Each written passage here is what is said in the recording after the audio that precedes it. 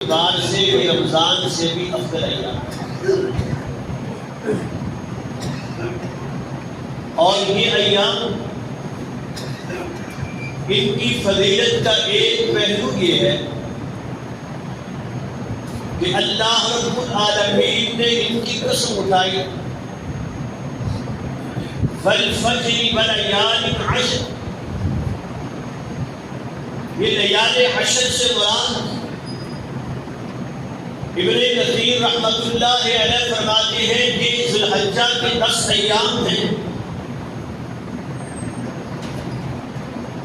اور پیغمبر علیہ السلام نے فرمایا افضل ایام الدنیا ایام العشر، دنیا کے ایام میں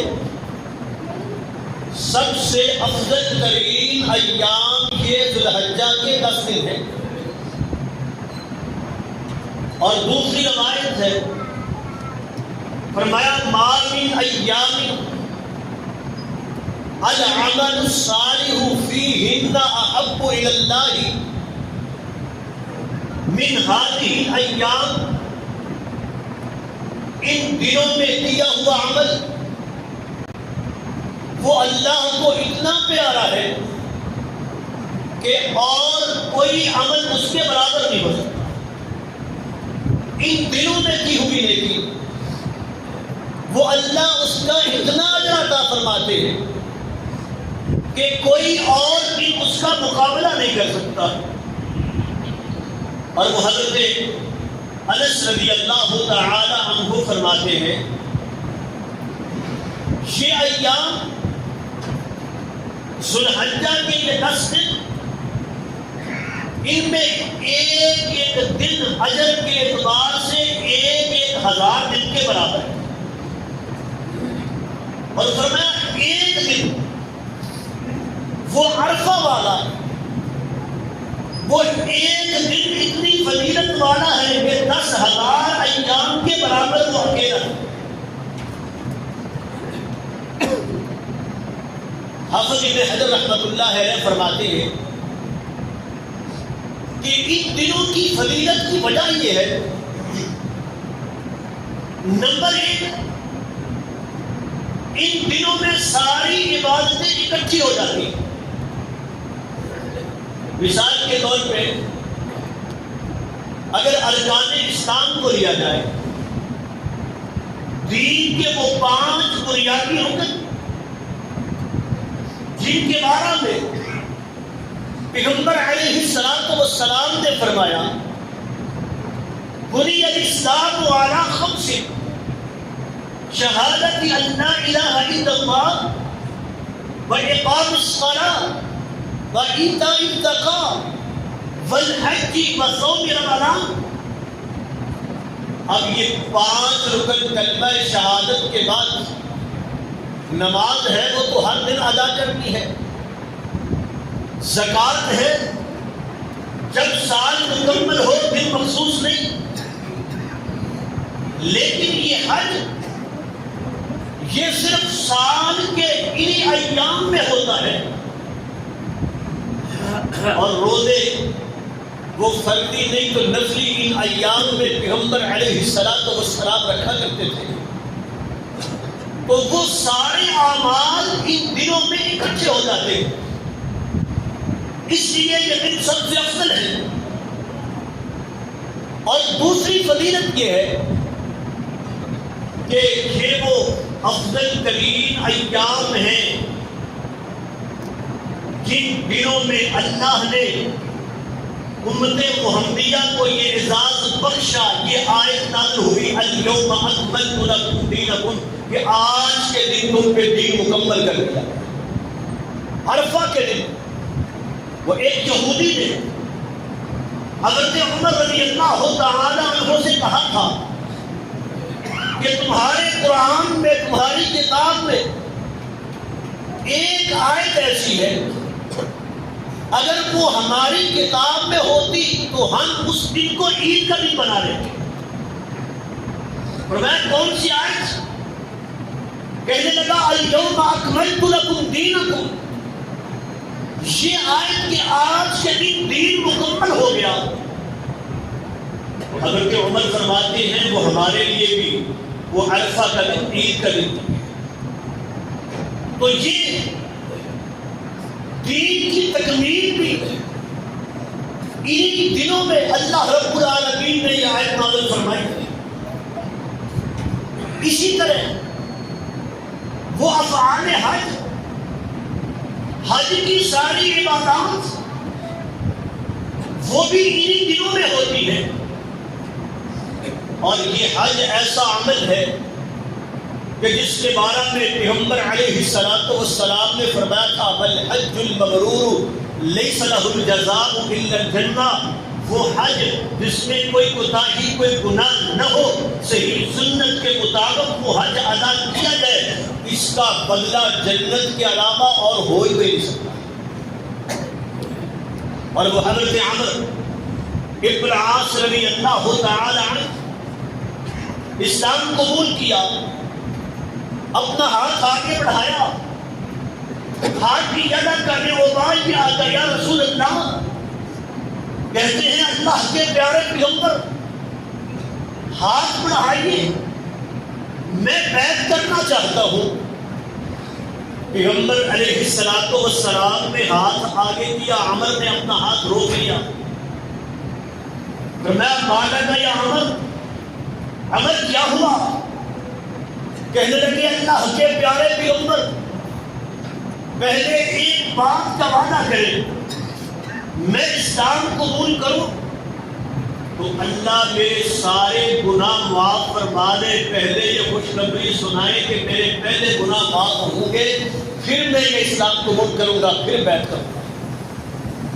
فرمایا اما تعلم یا عمر، اگر تجھے پتہ نہیں ان الاسلام یہدم ما کان قبلہ وان الہجرۃ تہدم ما کان قبلہ.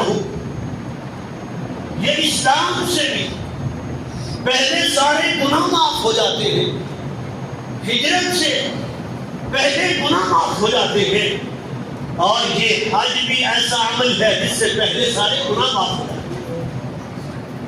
تو میرے عزیزو، ان ایام میں یہ ایام حج ہے، حج کے سارے افعال وہ انہی ایام میں ہوتے ہیں. اور اسی طرح ان ایام میں وہ یوم عرفہ، عرفہ کا دن جس کے بارے میں پیغمبر علیہ السلام نے فرمایا تھا الحج عرفہ، حج عرفہ کا نام ہے. حج کا بنیادی رکن جو رہ گیا تو حج بھی ہوتا، وہ عرفہ کے دن یوم عرفہ. اور پھر پیغمبر علیہ السلام نے فرمایا تھا ما من ایام اکثر ان یعتق اللہ فیہ عبدہ من النار.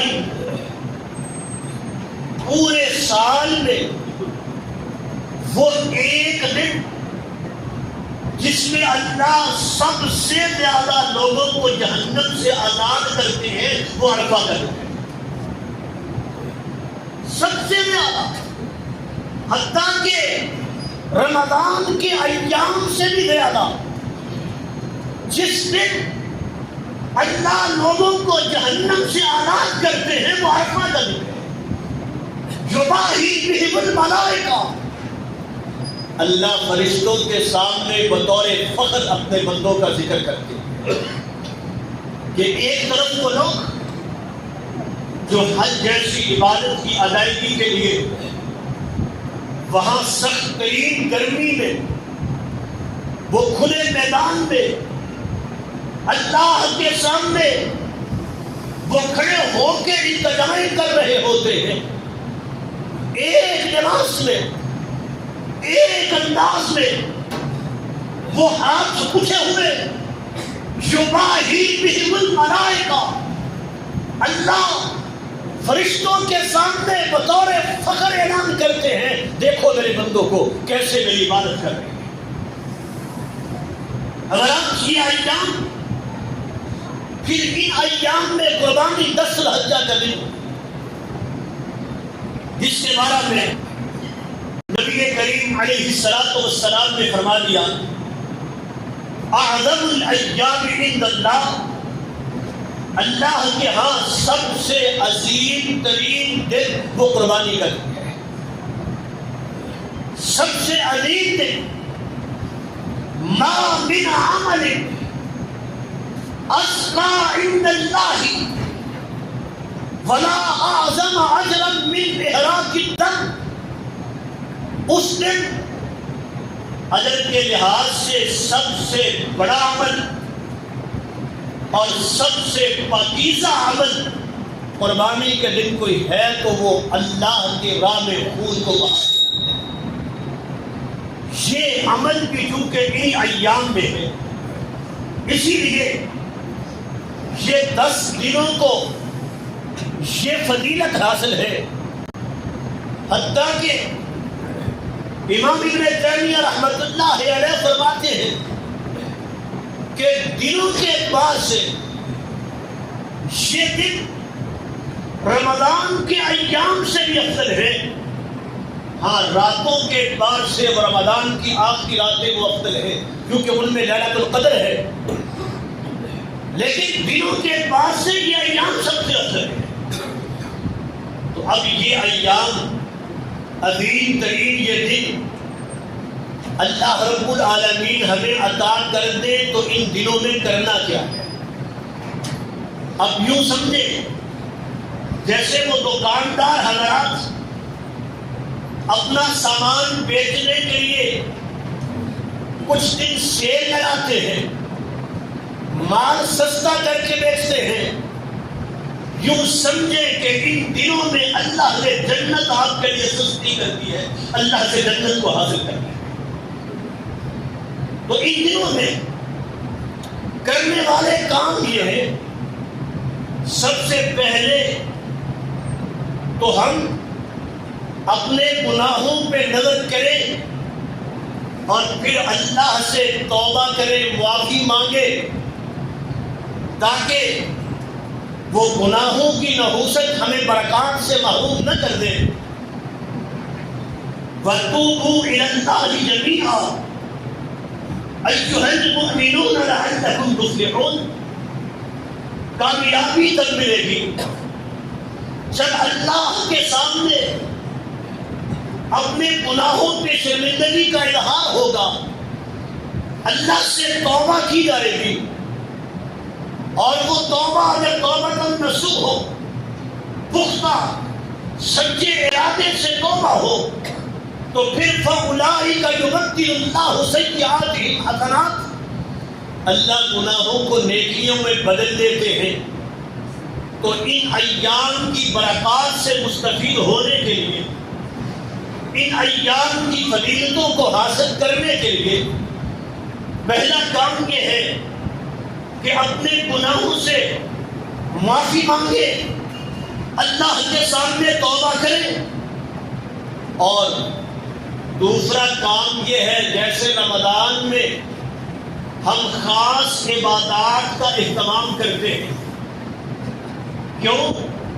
وہ افضل ترین ایام ہیں، ان میں اجر زیادہ ملتا ہے، وہ خاص فضیلت والے دن ہیں، تو یہ ایام بھی فضیلت والے دن ہیں، ایسے ہی اہمیت والے دن ہیں۔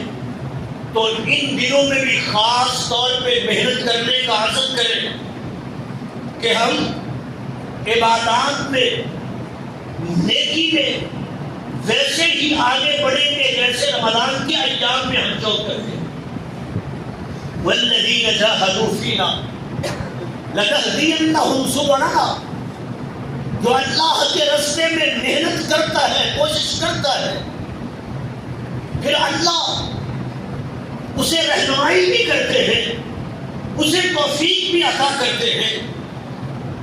اور تیسرا کام یہ ہے کہ خاص طور پہ ان ایام میں ہم اپنے اخلاق کو درست کریں تاکہ وہ عبادات کا اجر وہ ہمارا ضائع نہ ہو، ہماری زبان کی ترشی، ہماری نیکیوں کو برباد نہ کر دے، وہ وبا کی سختی ہماری نیکیوں کو مٹا نہ دے۔ وہ پیغمبر علیہ السلام کی حدیث ہم سنتے رہتے ہیں۔ آقا علیہ السلام نے صحابہ سے پوچھا تھا اتدرون من مفلس، صحابہ جانتے ہو مفلس بندہ کون ہے، فقیر کون ہے؟ کہنے لگے من لا درہم لہ ولا دینار، اللہ کے پیارے پیغمبر جس کے پاس روپیہ پیسہ دنیا کا مال نہ ہو یہ فقیر ہے، یہ مفلس ہے؟ فرمایا نہیں، المفلس من امتی یاتی یوم القیامہ، حقیقی مفلس قیامت کے دن وہ ہوگا، آئے گا، نمازیں بھی ہیں، صدقات بھی ہیں، زکوٰۃ بھی ہے، نیکیاں ہیں، وَيَأْتِي قَدْ شَتَمَ هَذَا وَقَذَفَ هَذَا وَأَكَلَ مَالَ هَذَا، لیکن کہیں زبان سے لوگوں کو تکلیف بھی ہوگی اور کسی کا مال چھینا ہوگا، فَيُؤْتَى مِنْ حَسَنَاتِهِ وَيُؤْتَى مِنْ حَسَنَاتِهِ، اس کی نیکیاں اٹھا کے ان کو دے دی جائیں گی، جب نیکیاں ختم ہوں گی تو ان کے گناہ اس کے پلڑے میں ڈال کے ثم صُحِبَ فِي النَّارِ، پھر جہنم کی طرف چلا دیا جائے گا۔ تو تاکہ ہمارے اعمال برباد نہ ہوں، یہ زبان کی سختی اور ترسی ہماری نیکیوں کو مٹا نہ دے، اور دوسری طرف پیغمبر علیہ السلام نے فرمایا ان العبد لَيُدْرِكُ دَرَجَةَ الصَّائِمِ الْقَائِمِ بِحُسْنِ خُلُقِهِ، ایک انسان اچھے اخلاق کی وجہ سے اجر کے اعتبار سے اس بندے کے برابر ہو جاتا ہے جو دن کو روزہ رکھتا ہے، رات کو قیام کرتا ہے۔ یہ دن کو مسلسل روزہ رکھنے والا، رات کو قیام کرنے والا، یہ دن رات جو اللہ کی عبادت میں مشغول ہے، اور دوسری طرف جو شخص اپنے اخلاق کو اچھا بنا لیتا ہے، پیغمبر علیہ السلام نے فرما دیا ان العبد لَيُدْرِكُ دَرَجَةَ الصَّائِمِ الْقَائِمِ بِحُسْنِ خُلُقِهِ، یہ اچھے اخلاق کی وجہ سے اجر میں اس کے برابر ہو جاتا ہے۔ اور اسی طرح ان دنوں میں کرنے والے کام پیغمبر علیہ السلام نے فرما دیا اثقل شیء فی المیزان الحسن الخلق، قیامت کے دن میزان میں جو انسان کے اعمال میں سے وزنی ترین عمل پیش کیا جائے گا وہ اس کا اچھا اخلاق ہوگا۔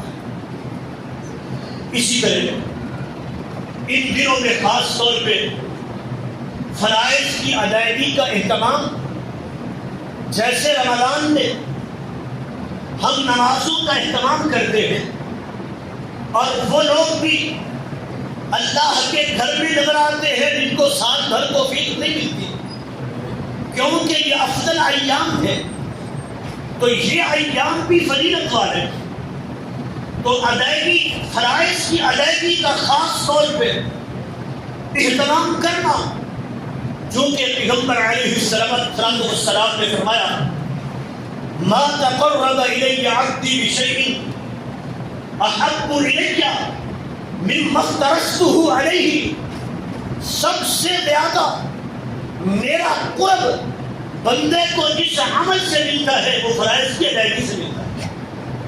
تو فرائض کی ادائیگی اور ان میں سے خصوصی طور پہ نماز با جماعت کا اہتمام، یہ ہماری بہت بڑی سستی ہے۔ تھوڑا سا کام، کوئی تھوڑی سی مصروفیت ہے، کوئی بات دیوار میں پڑھ لیں گے، جماعت کو اہمیت نہیں دیتے۔ وہ حضرت عبداللہ بن عباس رضی اللہ تعالی عنہ فرماتے ہیں من سمع النداء فلم یأتی فلا صلاة له الا من عذر، جو شخص اذان سنتا ہے پھر نماز کے لیے نہیں آتا، بغیر عذر کے اس کی نماز نہیں ہوتی۔ من سمع النداء فلم یأتی فلا صلاة له الا من عذر، بغیر عذر کے اذان سنے کہے چلو کوئی بات نہیں نماز گھر میں پڑھ لوں گا، تو حضرت عبداللہ ابن عباس فرماتے ہیں فلا صلاۃ لہ، اس کی نماز نہیں ہوتی، بغیر عذر کے یہ جماعت چھوڑ دے اس کی نماز نہیں ہوگی۔ تو خاص طور پہ نماز با جماعت کا اہتمام کرنا یہ ان دنوں میں، اور یہ بات بھی یاد رکھیں کہ نماز با جماعت پڑھنا یہ فرض ہے۔ جو انسان با جماعت نماز چھوڑتا ہے گناہگار ہوتا ہے۔ ٹھیک ہے، ایک ہے نماز کی ادائیگی، وہ اکیلا بھی پڑھے گا نماز ادا ہو جائے گی۔ ایک با جماعت یہ الگ فرض تھا، اس پہ بغیر عذر کے وہ جماعت چھوڑی ہے، اس پر گناہگار ہے۔ تو اس لیے خاص طور پہ نماز با جماعت کا اہتمام کرنا، اور پھر نوافل میں سے وہ پیغمبر علیہ السلام نے 12 رکعات پر جو بشارت دی ہے، فرمایا من صلی فی الیوم واللیلہ 12 رکعۃ، جو شخص دن اور رات میں 12 رکعات پڑھتا ہے، بنی لہ بیت فی الجنہ، اللہ اس کے لیے جنت میں ایک گھر بنا دیتے ہیں۔ تو یہ ویسے تو سارا سال ہی اس کا اہتمام کرنا، لیکن ہم سننے موقعہ کہتے ہیں یہ 12 رکعات، لیکن خاص طور پہ ان ایام میں جو افضل ترین ایام ہیں ان میں اہتمام کرنا، اور اسی طرح پھر اس کے علاوہ عمومی نوافل، یعنی خاص طور پہ ان ایام میں نماز فرائض اور نوافل کا اہتمام، وہ پیغمبر علیہ السلام نے فرمایا تھا ما یزال عبدی تقرب الی، کہ انسان مسلسل میرا قرب حاصل کرتا رہتا ہے، اور وہ قرب کس سے ملتا ہے؟ اللہ کا قرب سب سے زیادہ یہ نماز ہے۔ تو حتیٰ فرمایا یہ بندہ مسلسل میرا قرب حاصل کرتا رہتا ہے، حتیٰ کہ میں اللہ اس سے محبت کرنے لگتا ہوں۔ تو اللہ کی محبت یہ ولایت یہ عبادت سے ملتی ہے۔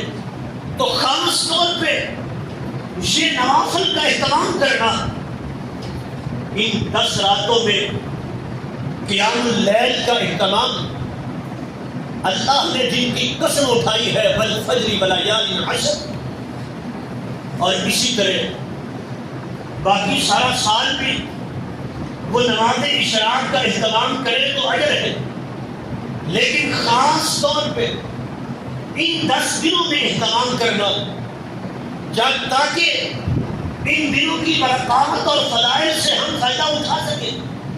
وہ اکثر میں حدیث پیش کیا کرتا ہوں، پیغمبر علیہ السلام کا فرمان کہ جو شخص فجر کی نماز پڑھ کے بیٹھتا ہے، اشراق تک اللہ کا ذکر کرتا ہے، پھر اشراق کی 2 رکعتیں پڑھ کے پھر یہ اپنی جگہ کو چھوڑتا ہے، مسجد سے نکلتا ہے، تو کان لہ کاجر حجۃ و عمرۃ تامۃ، اللہ اس کو کامل حج اور کامل عمرے کا ثواب عطا فرماتے ہیں۔ تو ہم خاص طور پہ ان دنوں میں تو اہتمام کریں، یہ 10 دن ہم نماز اشراق کا یہ اہتمام کریں، تلاوت قرآن مجید جیسے رمضان میں اس کا اہتمام ہوتا تھا، ایسے ہی ان دنوں میں بھی اس کا ایسے ہی اہتمام کیا جائے۔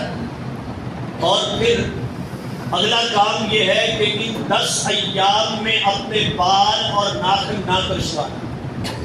اس سے پہلے یہ منگل کے دن کی شاید امید ہے کہ 18 ذو الحجہ شروع ہو جائے، تو اس سے پہلے اپنے بال اور ناخن یہ کٹوا لیے جائیں۔ پیغمبر علیہ السلام کا حکم ہے، من رعا ہلال ذی الحجہ، جو ذی الحجہ کا چاند دیکھے اور وہ قربانی کرنے کا ارادہ رکھتا ہے، تو فلا یأخذن من شعرہ اظفارہ، وہ اپنے بال اور ناخن نہ کاٹے۔ یہ پیغمبر علیہ السلام نے حکم دیا ہے۔ تو اس سے پہلے اپنے بال بھی کسوا لے، ناخن بھی کٹوا لے، اور اسی طرح یہ 10 دن ان میں سے پہلے 9 دن کے روزے، 10واں دن کو عید کا دن ہے، پہلے 9 ایام کے مسلسل روزے رکھنا، وہ نبی کریم علیہ السلام کا عمل یہ تھا۔ کانا یصوم 9 ذی الحجہ، پیغمبر علیہ السلام ذی الحجہ کے 9 دن کے روزے رکھتے تھے، یہ عمل تھا۔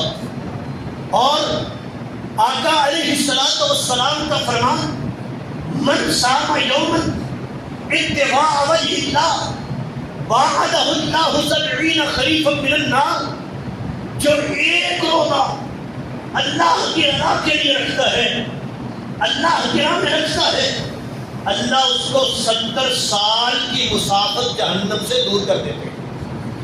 یہ عام ایام کی فضیلت ہے، یہ دن تو اس سے کہیں بڑھ کے فضیلت والے، تو اس لیے ان دنوں میں روزوں کا اہتمام کرنا۔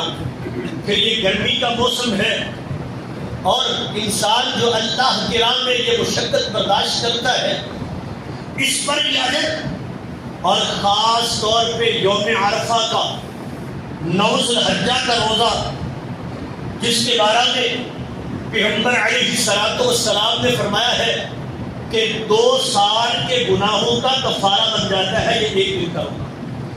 تو عرفہ کا روزہ، اس کا اہتمام کرنا۔ اور لم یکن ثلاثۃ لم یکن یدعہن رسول اللہ صلی اللہ علیہ وسلم، صحابی کہتے ہیں کہ 3 چیزیں ایسی تھی پیغمبر علیہ السلام ان کو کبھی چھوڑا نہیں کرتے تھے، ان میں سے یوم عاشوراء کا روزہ، اور اسی طرح بثلاثۃ ایام من کل شہر، ہر مہینے کے 3 دن یہ روزہ رکھنا، اور وایام العشر، یہ جو ذو الحجہ کے ابتدائی یہ دن ہے، ان کا روزہ پیغمبر علیہ السلام کبھی چھوڑا نہیں کرتے تھے۔ تو ان دنوں میں خاص طور پہ روزہ، اس کا اہتمام کرنا۔ اور اگلا عمل ہے، جس طرح رمضان المبارک اس کی فضیلت کی وجہ سے ہم صدقہ خیرات کا اہتمام کرتے ہیں، ویسے ہی یہ ایام بھی افضل ترین ایام ہیں۔ بلکہ میں نے امام ابن تیمیہ رحمۃ اللہ علیہ کے حوالے سے یہ بات کی، وہ فرماتے ہیں کہ یہ ایام دنوں کے اعتبار سے رمضان سے بھی افضل ایام ہیں۔ تو ان دنوں میں خاص طور پہ صدقے کا اہتمام کرنا۔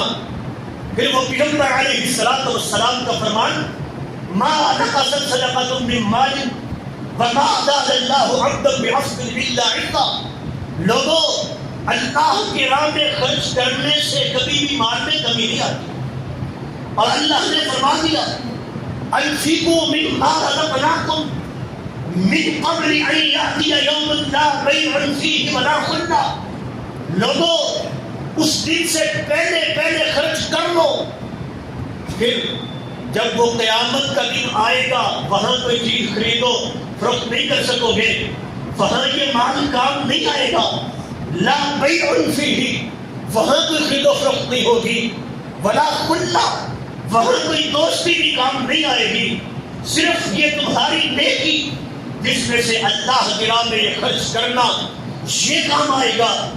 اور اسی طرح پیغمبر علیہ السلام نے فرمایا تھا اتقوا النار ولو بشق تمرہ، لوگوں اگر ایک کھجور دے کے، ایک کھجور کا ایک حصہ دے کے اگر جہنم سے بچ سکتے ہو تو بچو، یعنی اتنا بھی مال اگر اللہ نے دیا ہے تو اللہ کی راہ میں خرچ کرو تاکہ جہنم سے بچ سکو۔ اتقوا النار ولو بشق تمرہ، اور اللہ نے فرما دیا الشیطان یعدکم الفقر ویأمرکم بالفحشاء. لوگوں شیطان کے پھندے میں نہ آ جانا، وہ تمہیں ڈراتا ہے اگر اللہ کے راہ میں خرچ کر دو گے تم کیا کرو گے، کہاں سے کھاؤ گے، تمہاری ضرورت کیسے پوری ہوگی.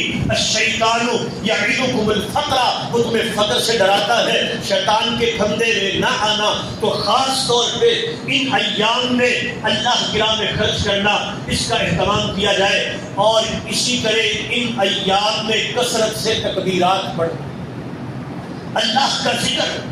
وَيَذْكُرُ اسْمَ اللَّهِ فِي أَيَّامٍ مَّعْلُومَاتٍ. اللہ نے خاص طور پہ اس کا ذکر کیا کہ یہ مخصوص دن، یہ چند گنے چنے دن، ان میں کثرت سے اللہ کا ذکر کرنا. اور پیغمبر علیہ الصلوۃ والسلام نے فرمایا ہے فَأَكْثِرُوا فِيهِنَّ التَّسْبِيحَ وَالتَّهْلِيلَ. ان ایام میں تسبیح و تحلیل، سبحان اللہ، الحمدللہ، اللہ اکبر، لا الہ الا اللہ، یہ کلمات کثرت سے پڑھو. اور خصوصی طور پہ یہ کلمات ایسے ہیں جنہیں پیغمبر علیہ الصلوۃ والسلام نے فرمایا ہے احب الکلام الی اللہ اربع. یہ 4 کلمے اللہ کو سب سے زیادہ پیارے.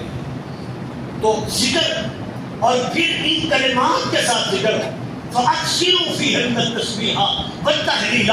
جو پیغمبر علیہ الصلوۃ والسلام نے فرمایا ہے کہ ان دنوں میں خاص طور پہ یہ تسبیح و تحلیل کثرت سے کرو. تو اللہ کا ذکر ان ایام میں زیادہ سے زیادہ کرنا. اور اسی طرح ان ایام میں وہ 10 ذی الحجہ کو جو عمل ہے قربانی کا عمل، پیغمبر علیہ الصلوۃ والسلام نے اس کے بارے میں فرما دیا تھا کہ اللہ کو اس دن سب سے زیادہ پیارا اگر کوئی عمل ہے تو وہ اللہ کی راہ میں خون بہانا ہے. فَصَلِّ لِرَبِّكَ وَانْحَرْ، جس کا اللہ نے یوں بھی حکم دیا فَصَلِّ لِرَبِّكَ وَانْحَرْ، اپنے رب کے لیے نماز بھی پڑھے، قربانی بھی کرے.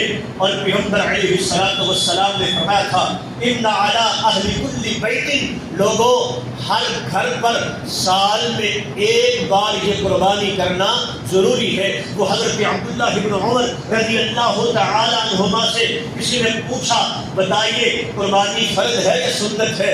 کہنے لگے کہ اتنا کافی نہیں کہ پیغمبر علیہ الصلوۃ والسلام نے قربانی کی ہے تم بھی کرو. اس بات میں پڑھ کے یہ سنت ہے یا فرض ہے، اس عمل کو نہ چھوڑ بیٹھو. اتنا کافی ہے ایک امتی کے لیے، پیغمبر علیہ الصلوۃ والسلام کو ماننے والے کے لیے اتنا کافی ہے کہ میرے نبی نے کبھی یہ عمل چھوڑا نہیں ہے، ہر سال یہ عمل کیا ہے. نبی کریم علیہ الصلوۃ والسلام کا طریقہ ہے تو اس طریقے پر عمل کرنا، اس سنت پر عمل کرنا، پیغمبر علیہ الصلوۃ والسلام کے بتائے ہوئے راستے پر چلنا، یہ میرے نبی کا طریقہ ہے کہ آقا علیہ الصلوۃ والسلام نے قربانی کی ہے. اللہ ہمیں توفیق دے ہم ان ایام کی برکات سے فائدہ اٹھا سکے اور ان ایام کی فضیلتوں سے فائدہ اٹھا سکے. اللہ ہمیں نیکیاں کرنے کی توفیق عطا فرما دے. سبحان ربک رب العزۃ عما یصفون وسلام علی المرسلین والحمد للہ رب العالمین.